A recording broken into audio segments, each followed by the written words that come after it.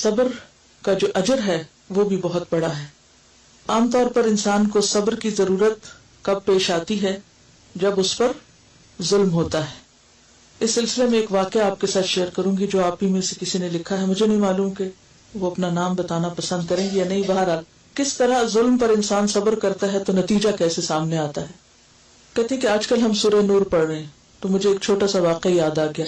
پچھلے سال جب میں لاہور میں تربیتی کورس کرنے کے لیے گئی تو ایک گھر کرائے پہ لیا, کسی کے گھر کا اوپر والا حصہ. وہ گھر نیا بنا تھا. میں نے 2 دن میں جلدی سارا گھر سیٹ کیا تاکہ سکون سے کورس کر سکوں. جب داخلہ لیا تو مالک مکان بہت ناراض ہو گئی کہ یہ نیا گھر ہے اور تم سارا دن بند کر کے چلی جاتی ہو. اس نے کہا کہ جو صفائی والی میری ہے تم بھی وہی رکھو تاکہ وہ میری مرضی کے مطابق صفائی کرے. مگر وہ صبح آتی تھی, میں نے اتوار کے لیے اس کو رکھ لیا اور روزانہ خود واپس آ کے صفائی کرتی. ایک دن واش روم کا گٹر بند ہو گیا کیونکہ نیا گھر تھا, ابھی ریت سیمنٹ پائپ وغیرہ سے نہ نکلے تھے. میری بیٹی بیمار ہو گئی, اس کو قے آئی تو بھاگ کر اس نے واش روم کے بیسن میں قے کر دی. اب صفائی والی نے جا کر مالک مکان کو بتایا کہ بیوی نے الٹی بیسن میں کروائی ہے اور اس الٹی میں جو کچھ ہے وہ مجھے خود نظر آیا ہے. یعنی اتنی تفصیل سے جا کر اس نے مالک مکان کو شکایت کی. مالک مکان نے صرف اتنی سی بات پر طوفان اٹھا لیا. میرے بھائی کو, والدہ کو, کزن کو, پراپرٹی ڈیلر سب کو بلا کر کہنے لگی کہ یہ گھر بند کر کے چلی جاتی ہیں, گھر خراب ہو جائے گا. امی اور بھائی بھی مجھے سمجھانے لگے کہ خاتون بہت اعتراض کر رہی ہیں اور پھر وہی الٹی والی بات بھی بار بار مینشن کی گئی. لیکن میں صبر کر گئی, خاموش رہی کہ کیا جواب دوں. پھر ایک دن کالونی کی عورتوں نے مجھ سے کہا کہ آپ کی مالک مکان ہر جگہ کہتی پھر رہی ہے کہ میں نے اس کو گھر سے نکال دینا ہے کیونکہ یہ اپنے بیٹے کو گھر چھوڑ کر خود چلی جاتی. یہ کون سے ایسا ہے اور بھی بڑی بری باتیں کر رہی ہے. میری آنکھوں میں ایک دم آنسو آ گئے کہ اگر ان دنوں میں اس نے مجھے نکال دیا تو میرا کورس ڈسٹرب ہو جائے گا. میں نے کوئی بد دعا نہ کی, لیکن اپنے آپ کو حوصلہ دینے کے لیے ایک دم میرے دل میں یہ بات آئی کہ انسان کو تو اپنا بھی پتا نہیں کہ کب اللہ اس کو اس کے اپنے گھر سے نکال دے, مجھے کیا کوئی نکالے گا. اور صبر کر کے پھر اپنے کام میں لگ گئی. 2 دن بعد ان کے گھر کو تالا لگ گیا. صفائی والے روزانہ مجھے پوچھنے آتی کہ نیچے والی باجی کہاں ہے. 10 دن بعد جب تالا کھلا تو کسی نے مجھے بتایا کہ مالک مکان اور اس کی شادی شدہ بیٹی ہسپتال داخل رہی ہیں. خیر میں خبر لینے گئی, میں نے پوچھا کیا ہوا. کہنے لگی ہمیں تو خود سمجھ نہیں آ رہی, بیٹی کو کھانا کھاتے کھاتے ایسی قے آئی کہ بند ہی نہیں ہو رہی تھی, اور اپنی بیٹی کی یہ حالت دیکھ کر میں بلڈ پریشر کی مریض ہوں, میں بھی بے ہوش ہو گئی. دونوں ہسپتال کے کمرے میں 10 دن داخل رہی. میں نے مبارک دی اور کہا کہ کون سا مہینہ ہے. وہ کہنے لگی یہ حاملہ نہیں ہے.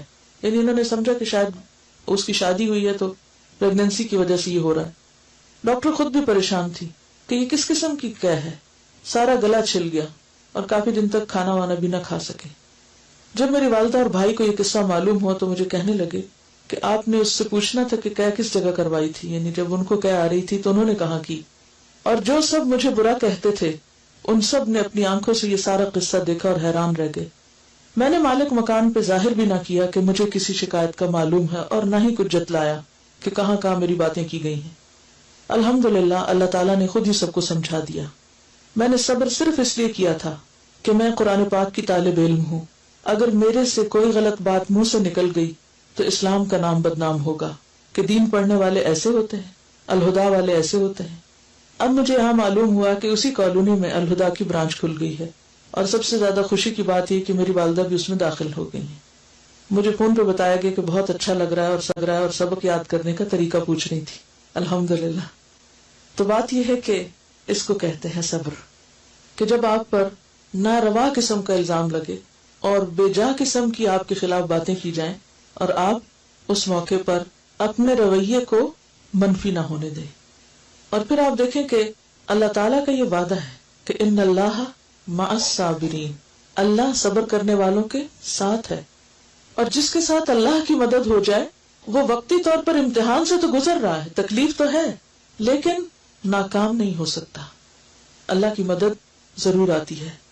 اور بعض اوقات اللہ تعالیٰ ایسے حالات پیدا کر دیتا ہے کہ انسان کے اوپر آنے والے الزام اور خاص طور پر دین کا کام کرنے کی وجہ سے جو بے جا اور ناروا باتیں کی جاتی ہیں, کیونکہ وہ حدیث بھی آتی ہے نا کہ 3 لوگوں کی مدد کرنا اللہ کے ذمہ ہے.